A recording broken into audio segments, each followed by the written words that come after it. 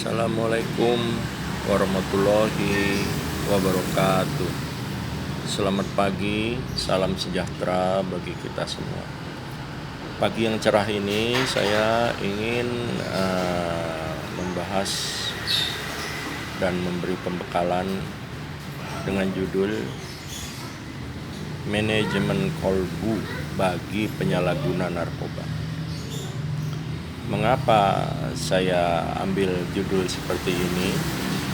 Karena bagi penyalahguna narkoba itu sesungguhnya adalah korban. Maka ada sesuatu yang perlu kita selamatkan. Karena bicara korban tentunya harus ada upaya menyelamatkan. Salah satunya yaitu dengan memberi pembekalan manajemen kolbu. Saya ulas sedikit. Sesungguhnya penyalahguna itu terbagi dari 3 faktor ya. Pertama adalah user ya, pengguna. Yang kedua adalah abuser. Abuser itu adalah penyalahguna. Dan yang 3 adalah addict. Addict itu adalah sudah menjadi pecandu. Nah, dengan tahapan-tahapan ini kita tentunya harus antisipasi. Jadi saat dia masih menjadi user, pengguna, itu sudah harus kita antisipasi. Dengan apa? Ya dengan manajemen kolbu. Nah, bicara manajemen kolbu, kita ambil kembali dalam tatanan kehidupan bahwa kita harus paham dan memahami dulu tentang alam. Pertama, ada yang bisa menjawab? Ada berapa alam? Ya, pertama adalah alam roh. Kemudian dari alam roh itu masuk ke alam rahim. Setelah alam rahim masuk ke alam dunia. Setelah alam dunia masuk ke alam kubur, dan setelah alam kubur kembali menuju kehidupan yang kekal, alam penantian, alam panah. Karena saat itu terjadi transisi antara kehidupan selama di dunia untuk mempertanggungjawabkan perbuatan dan ke alam yang sudah ditentukan dari amal perbuatan kita, yaitu surga atau neraka. Seperti itu. Makanya sedikit saya ulas bahwa bila mana anak Adam meninggal dunia, terputullah semua perkara kecuali 3 perkara. Siapa yang tahu? Ya betul. Pertama, amal soleh kita, ya. Kemudian ilmu yang bermanfaat, kemudian doa anak yang soleh dan soleha. Sehingga kalau kita bisa mendidik anak-anak kita, nah itulah yang mendoakan kita saat kita di alam penantian itu. Seperti itu. Nah, jadi tadi alam itu ada 5 dan tentunya kita harus pahami semua. Maka dari video yang terdahulu saya sampaikan bahwa hidup itu adalah amanah. Saya saat kita dari alam rahim ke alam dunia itu sudah diberi amanah oleh Allah SWT. Kita bertanggung jawab dengan diri kita sesuai dengan perilaku kita, sehingga nanti akan menentukan kita menjadi manusia yang bermanfaat bagi sesama dan husnul khotimah saat kita kembali kepada Sang Khalik. Seperti itu. Kemudian bicara lagi masalah dalam kehidupan ini tentunya tidak lepas dari masalah. Nah, sebagai seorang yang dianggap sudah patut menjadi tokoh, jadi walaupun penyalahguna pun juga kita harus mempunyai jiwa besar bahwa saya harus sadar, saya harus insaf, dan saya juga bisa menjadi tokoh. Nah, syarat menjadi tokoh diantaranya yaitu 1, kita harus bisa menyelesaikan masalah tanpa masalah, ya. Kemudian kita harus menganalisa masalah yang terjadi, ya, akar masalahnya. Kemudian kita harus mencarikan jalan keluarnya, solusinya, ya. Nah, kemudian juga kita harus objektif, manusiawi, dan juga adil, seperti itu.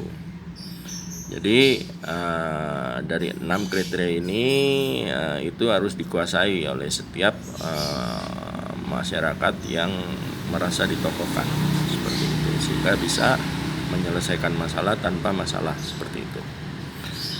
Karena masalah besar dan kecil, setelah kecil kita ditiadakan, ya, seperti itu. Metodenya seperti itu. Kemudian hidup ini juga kita harus awali dengan kejujuran.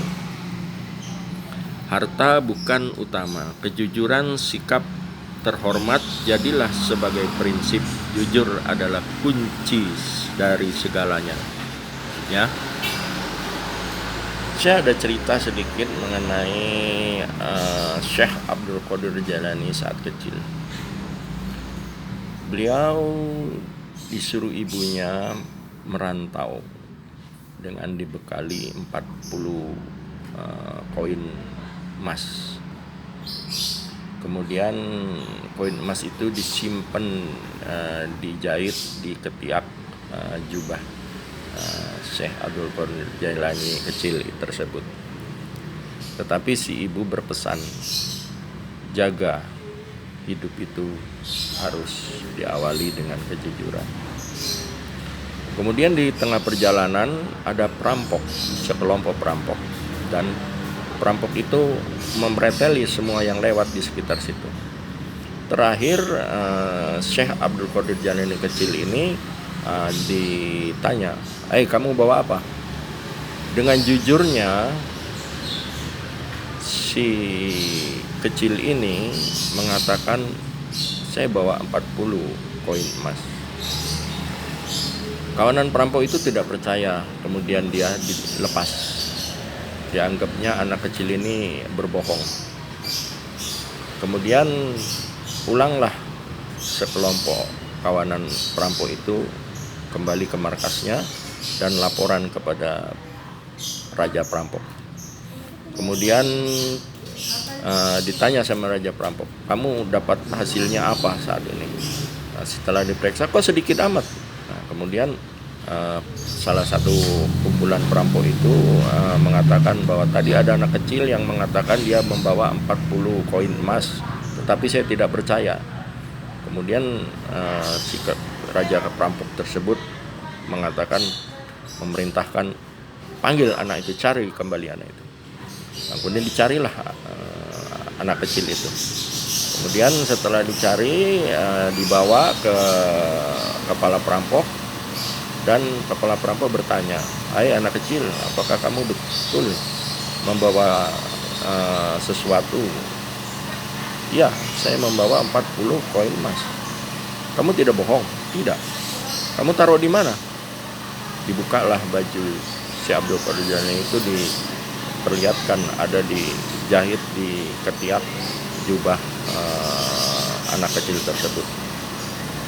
Raja rampok itu kemudian tertegun sejenak dan berpikir, anak kecil saja bisa jujur walaupun dia ternyata dengan kejujuran itu membahayakan dirinya sendiri.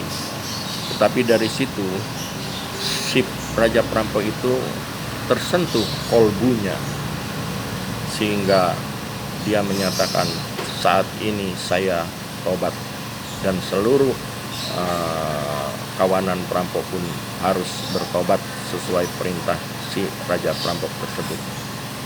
Nah, dari kisah singkat ini ternyata kejujuran juga bisa menyentuh kolbu. Nah, maka dari itu saya juga hendaknya mengharap kepada pecandu-pecandu ini bahwa hakikatnya Anda dilahirkan pun Nah, di samping ada amanah dari Allah Subhanahu wa taala, juga Anda itu kertas putih dan mempunyai hati nurani yang di dalam kalbu tersebut. Hakikatnya kalbu itu adalah suci, positif, sehingga selalu berpikir untuk kebaikan. Maka dari itu saya ingin hari ini mari kita menyentuh potensi yang paling suci di dalam diri kita itu, yaitu kalbu. Sehingga adik-adik semua yang telah menjadi penyalahguna,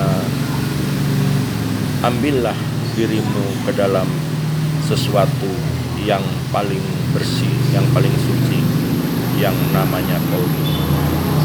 Sehingga insaf itu tidak ada kata terlambat. Jadi mari niatkan. Jadi kita harus mempunyai 3 prinsip juga: niat, berobat, tobat. Ya, niat, berobat, tobat. Ya. Jadi bersama kalbu ini kita bisa kembali ke jalan yang benar sesuai amanah dari Allah Subhanahu wa taala. Kalau bicara masalah manajemen kalbu ini sangat banyak ya. Sangat padat. Kita bisa ulas harian pun tidak cukup. Sehingga ini saya ambil intinya saja, di antaranya bahwa kalbu itu adalah sesuatu yang suci, dan hari ini saya mengajak ya kan kita menyentuh yang suci itu, sehingga kita akan mengeluarkan energi suci pula, dan dari yang sudah mungkin sempat menjadi salah jalan bisa cepat-cepat kembali ke jalan yang benar, ke jalan yang lurus, seperti itu. Mungkin pencerahan singkat saya ini saya sudahi dulu. Kurang lebihnya mohon maaf. Wabillahi taufiq wal hidayah. Assalamualaikum warahmatullahi wabarakatuh. Salam Indonesia, NKRI harga mati.